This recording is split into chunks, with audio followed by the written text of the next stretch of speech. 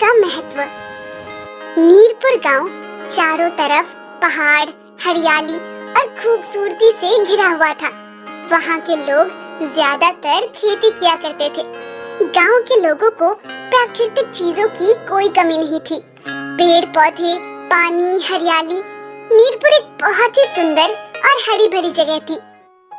पानी पानी पानी, मुझे प्यास लगी है। नीरपुर में तो इतना पानी था, पर यहाँ दूर दूर तक कुछ दिखाई नहीं दे रहा है। अरे अरे, उठो, क्या हुआ है? क्यों इतना चिल्ला रहे हो? तभी हरी नींद से हड़बड़ाकर उठता है। कुछ नहीं, आंख लग गई थी बस। बुरा सपना देख लिया था शायद। खैर छोड़ो, तुम लोग क्या कर रहे थे? हमेशा की तरह बारिश होती रहेगी और हमारे खेत ऐसे ही रहेंगे। हाँ भाई, अगर नीरपुर में बारिश और पानी नहीं होगा तो कहाँ होगा? साक्षात देवताओं का वास है हमारे गांव में। कभी किसी चीज की कमी नहीं होती। गांव के कुछ और लोग चौबारे के पास अपने खेतों और फसलों की बातें कर रहे थे। तभी वहाँ पर गांव के एक बड़े बुजुर्ग बाबा किरोड़ी मल आ जाते हैं। तुम्हें पता भी है, आने वाले समय में पानी सबसे बड़ा संकट बनेगा। हो सकता है कि तीसरा विश्व युद्ध भी पानी की वजह से ही होगा। अभी अभी देखे बुरे सपने की वजह से हरी का ध्यान किरोड़ी मल की बातों पर जाता है। बाबा, आप कैसी बातें कर रहे हो? हमारे पास इतने सारे तालाब, कुएं और झरने हैं, ऐसे कैसे पानी खत्म हो जाएगा? चारों तरफ तो पानी ही पानी है। वही तो समस्या है बेटा, तुम लोग समझ नहीं रहे। ये जो दिख रहा है ये बस आज है। थोड़ी दूर जाकर देखोगे तो तुम्हें कोई झरना, पानी, तालाब नहीं मिलेगा। पर ऐसा क्यों होगा बाबा? जब मैं छोटा था तो लगभग 100 किलोमीटर के दायरे में खूब तेज बारिश होती थी, और आज देखो बस 10 किलोमीटर ही रह गई है। समय बदल रहा है बेटा, थोड़े दिन जाने दो, हमारा भी पानी खत्म हो जाएगा। अब बाबा किरोड़ी मल की ऐसी बातें सुनकर रामू और श्याम दोनों सोचने लगते हैं और बोलते हैं। हाँ बाबा, लेकिन इतनी जल्दी पानी खत्म होने का तो मतलब ही नहीं बनता। ऐसे थोड़ी हो सकता है। हाँ बाबा, रामू बिल्कुल ठीक कह रहा है। अब तुम इसे ऐसा ही देख लो, 10 किलोमीटर के बाद वाले गांव में बारिश नहीं हो रही तो वो हमारे तालाब से पानी भर रहे हैं। तभी वहाँ पर गांव का एक और व्यक्ति रमेश आ जाता है और आकर बोलता है। हाँ बाबा, मुझे भी ऐसा ही लगता है। तुम लोग देख लेना, अगले साल बिल्कुल भी बारिश नहीं होगी। देखो, अब तो इसने भी कह दिया, अब तो बारिश नहीं होगी। सब लोगों को बाबा किरोड़ी मल की बातों का ज्यादा असर तो नहीं पड़ता, लेकिन रमेश के मुंह से ये बात निकलते ही सब परेशान हो जाते हैं, क्योंकि गांव में सभी का मानना था कि रमेश जो भी अपने मुंह से निकालता है वो सच हो जाता है, और बुरी चीज तो खास तौर पर। बाबा, आपका तो पता नहीं, लेकिन अब इस काली जुबान ने बोल दिया, अब नहीं होगी बारिश। गई हमारी फसल भी और खेत भी। बोल तो दिया है, लेकिन इसका कोई उपाय तो होगा। अब आगे क्या करना है ये बताओ।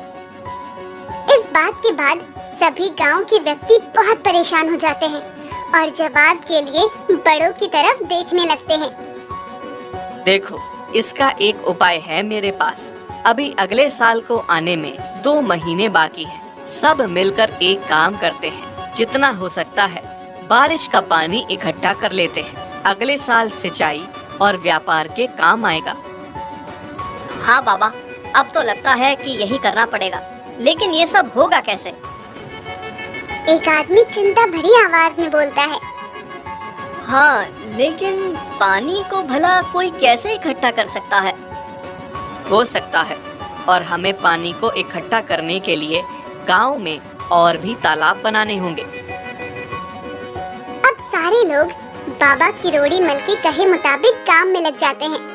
सभी लोग मिलकर गांव में खुदाई कर और कई सारे तालाब बना देते हैं। सारा काम होने के बाद गांव के लोग फिर से इकट्ठा होते हैं। हमने तालाब तो बना ही दिया है, काश अब अगले साल पानी की परेशानी ना हो। हाँ, तुम सही कह रहे हो। तालाब में इकट्ठा होने वाले पानी से मदद तो मिलेगी, लेकिन इतना करना अभी भी काफी नहीं है। हमें हमारे गांव के आसपास जितने भी 4-5 पहाड़ हैं, उन पे पेड़ लगाने होंगे। लेकिन बाबा, पेड़ क्यों?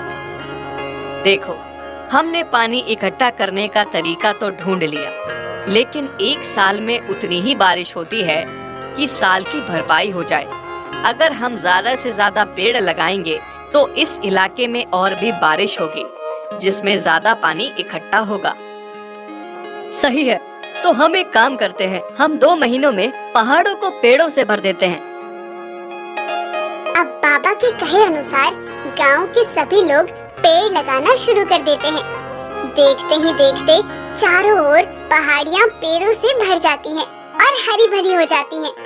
साथ ही साथ सभी लोग गड्ढे खोद देते हैं जिनमें पानी भर जाए, और उनके साथ साथ रास्ता बना देते हैं ताकि बारिश का पानी इधर उधर जाने के बजाय गड्ढे के जरिए जमीन में वापस चला जाए। मुझे लगता है कि अब हम सबने सारा काम पक्का कर दिया।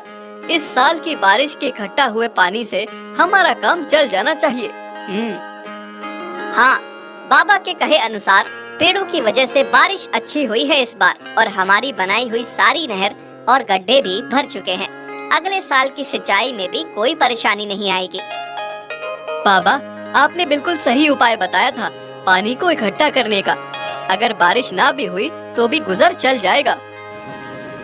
अब बारिश का मौसम आता है और खूब जोरदार बारिश होने लगती है। सब लोग तो कुछ और ही अंदाजा लगाकर बैठे थे। अब बारिश देखकर गांव के सभी लोग एक जगह इकट्ठा हो जाते हैं। पर रमेश ने तो बोला था कि इस बार बारिश नहीं होगी। ये तो पिछले बार से भी तेज बारिश है।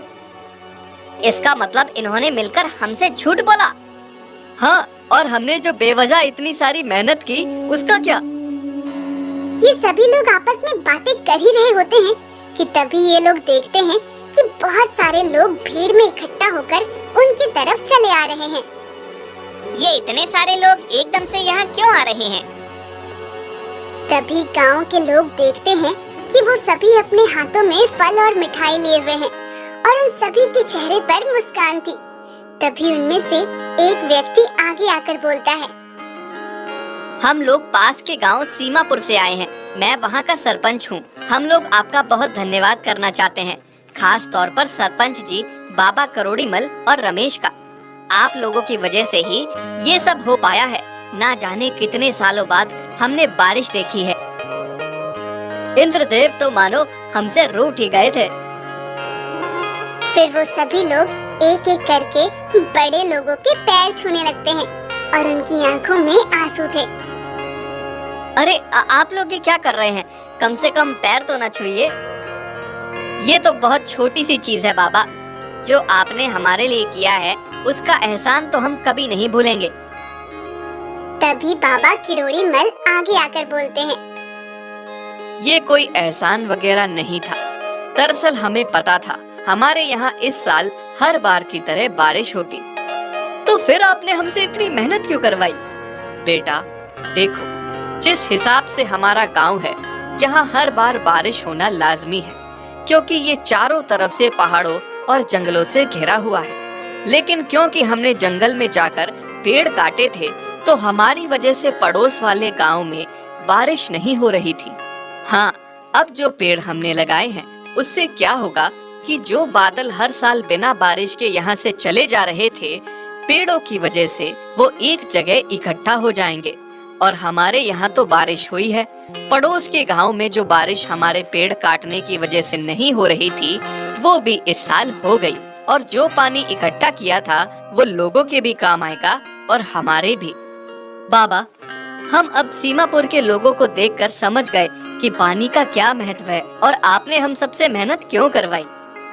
हाँ, पानी की कमी होना वाकई में एक समस्या बन सकती है।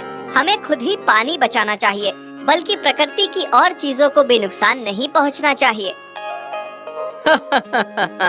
चलो आखिरकार तुम लोगों को मेरी बात समझ आ गई।